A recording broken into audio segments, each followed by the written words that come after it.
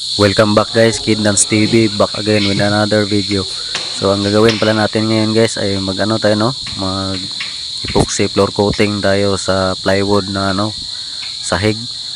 Kasi ayan guys, no, latex yung binira nila sa sahig, yung kulay ng dingding.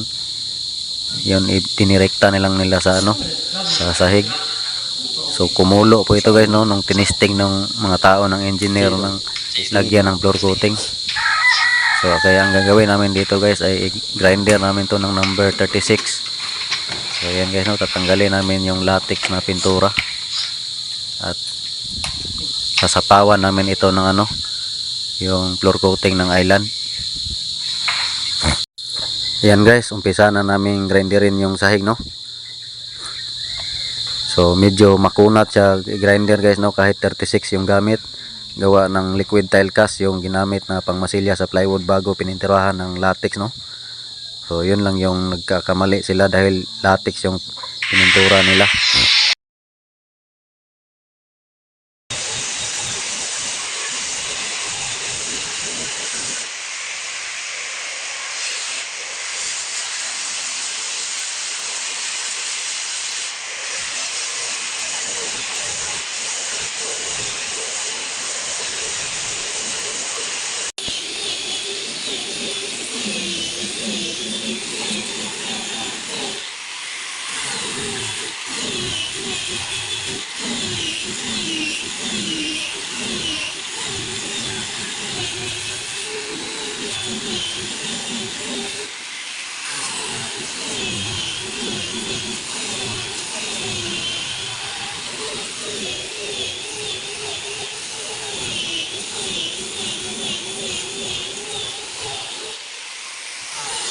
Yan, fast forward tayo guys. So ayan, magmix tayo ng epoxy sealer guys, no, ng Davis.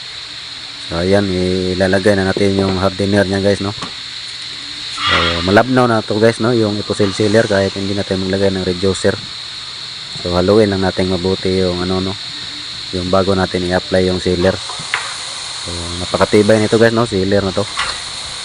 So hindi talaga tatagos yung tubig nito kung sakali na matapunan ng tubig yung sahig.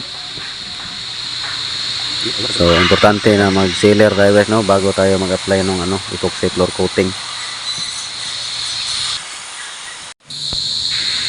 Ayan na guys, na-apply na natin sa sahig yung epoxy sealer. Bali, dalawang mano yan guys, no, after 4 hours saka tayo mag second coat kasi hindi natin maapakan yan pag So after 4 hours medyo tuyo na siya, saka tayo mag-apply ng second coat. Tapos ayun, lilihain lang natin siya ng gusto pagkatuyo. So overnight yung patuyo namin sa guys, no, kasi 8 to 16 hours yung drying time niya. So kinabukasan na natin anuhin yan, yung lilihain. Tapos apply ng kulay na epoxy floor coating top coat.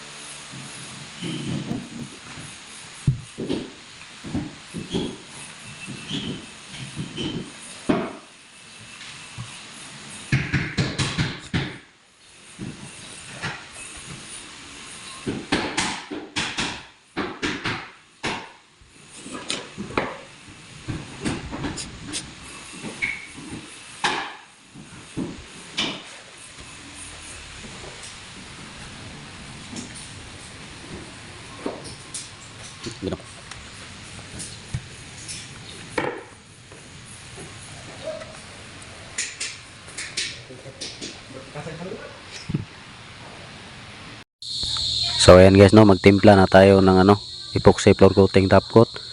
So nilagyan ko pala ito ng Acrytex tinting color guys, no, kunti para medyo mag-cream siya, no.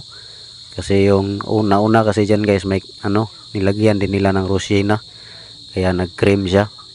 So hindi na sinabi na anong klaseng tinting color yung ginamit nila, no.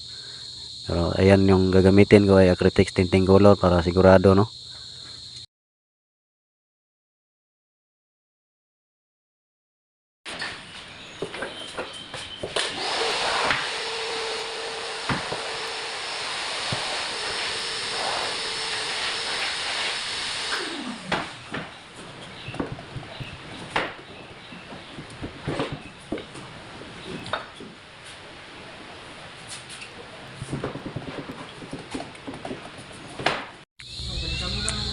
So pagkatapos nyan guys ay ilagay lang natin yung hardener nya guys, no, kasi may hardener yan kasi epoxy floor coating yan.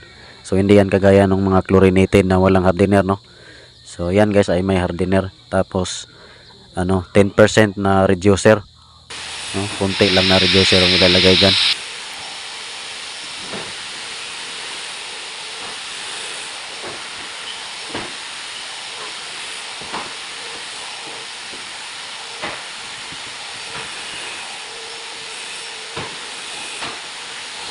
Ayan guys, medyo nag-creamy na siya, no. So ready to apply na yan guys. So ayan guys, apply natin yung floor coating, no. So bali dalawang mano yan guys. So after 4 hours pa din guys, no, bago tayo mag second coat. So papadaanan natin ng liha pagkatuyo ng first coat, padaanan natin ng pinong liha bago tayo mag second coat. So ganyan lang guys, no.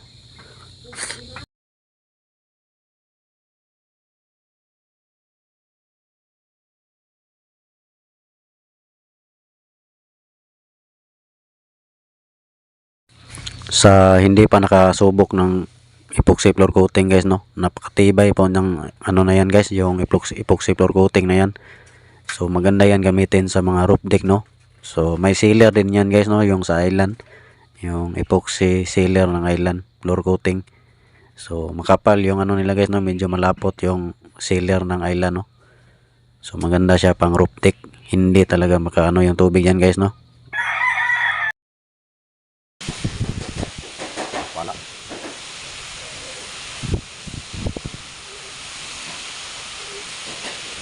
Laro ka ng magaganda.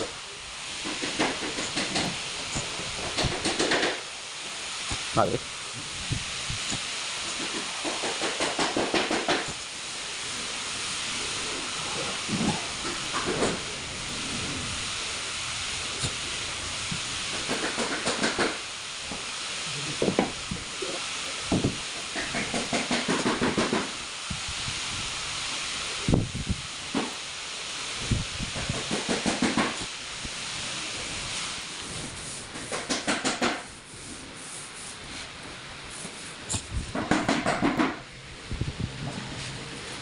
Meron din yung sila guys, yung clear top coat ng epoxy floor coating pa din, no. So napakatibay din yun guys. So yun na may optional na kung gagamit kayo nun, yung yung clear top coat ng epoxy floor coating ng island. So yan naman guys, kahit walang top coat clear ng floor coating, so napakatibay pa din yan guys, no, kahit talagyan siya ng, kahit mas madaanan siya ng mga heavy equipment, so hindi siya nasisira. So ayan guys, no, yan na yung pangalawang mano na yan guys. So ayan guys, no, kung mapapansin nyo makintab siya. So ayan guys, no, sana may nakuha kayong idea. Maraming salamat sa panonood. So sa mga hindi pa nakapollow, please follow, like and share. Maraming salamat po sa panonood.